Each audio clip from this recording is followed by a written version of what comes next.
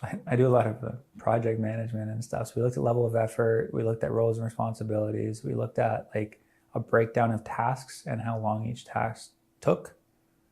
Like I said, I'm very organized and methodical and whatnot, and so is she. So we looked at, what's the time requirements, what's the care requirements, and it's basically a full-time job just taking care of a newborn. So that dynamic means we have to really work together in order to achieve running a household and all of the different components that entails. So we established early on, we refined it over time, but we established early on kind of like generic roles and responsibilities as opposed to, we'll just see what happens. And I know a lot of people who are in the let's see what happens thing. And in the heat of the moment when, people are sleep deprived and there's a screaming child and stuff, you don't want to have like not been prepared with that kind of conversation beforehand.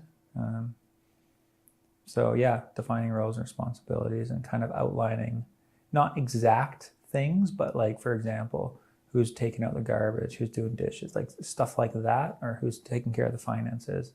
If we have that kind of alignment, not 100%, but like 80 to 90 or something like that, then the tweaking and the fine tuning becomes a whole lot easier of a conversation as opposed to, you want me to take on like this area?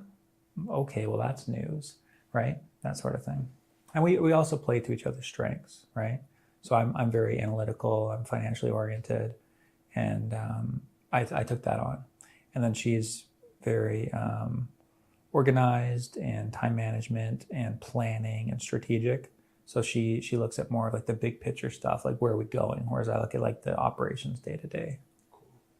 And you find that works beneficially for the two of you, working, I guess, mitigating each other's weaknesses and maximizing each other's strengths. Yeah. So life's too short to try to focus on your weaknesses. It's way better to play to your strengths. And I was naturally good at computers, but I'm like, nah, I'm not gonna make a career out of that. I'm gonna go into construction or something like that, right? So it's way better to play to your strengths.